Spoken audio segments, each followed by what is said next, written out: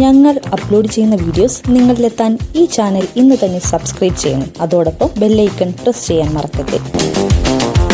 ശതകോടികൾ ചിലവഴിച്ച് നിർമ്മിച്ച ശേഷം ബോക്സ് ഓഫീസിൽ തകർന്നടിയുന്ന ചിത്രങ്ങൾ പലതുണ്ട്. അവയിൽ പ്രധാനപ്പെട്ട ചിത്രങ്ങളിൽ ഒന്നാണ് പ്രഭാസ് അഭിനയിച്ച സഹോ.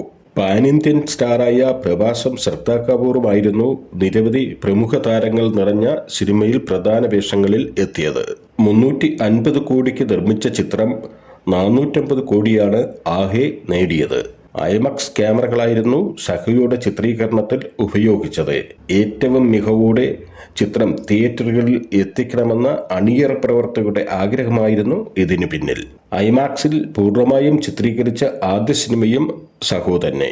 സഹോയിലെ 8 മിനിറ്റ് നീണ്ട ആക്ഷൻ സീക്വൻസ് ചിത്രീകരിക്കുന്നതിന് 70 കോടി രൂപയോളം ചിലവായി എന്നാണ് പുതിയ റിപ്പോർട്ടുകൾ പറയുന്നത്. പ്രശസ്തരായ സ്റ്റണ്ട് പെർഫോമറാണ് ക്ലൈമാക്സ് ഗംഭീരമാക്കാൻ എത്തിയതെങ്കിലും ചിത്രത്തെ പ്രേക്ഷകർ കൈവിടുകയായിരുന്നു. ബാഹുബലിയുടെ കൂറ്റൻ വിജയമാണ് സഹോയെക്കുറിച്ച് വാനോളം പ്രേക്ഷകർക്ക് പ്രതീക്ഷകൾ നൽകിയത്.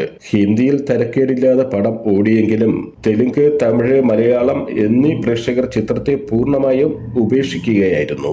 പ്രേക്ഷകരെ പിടിച്ചിരുത്തുന്ന കഥയല്ല എന്നാണ് പലരും പറഞ്ഞത്.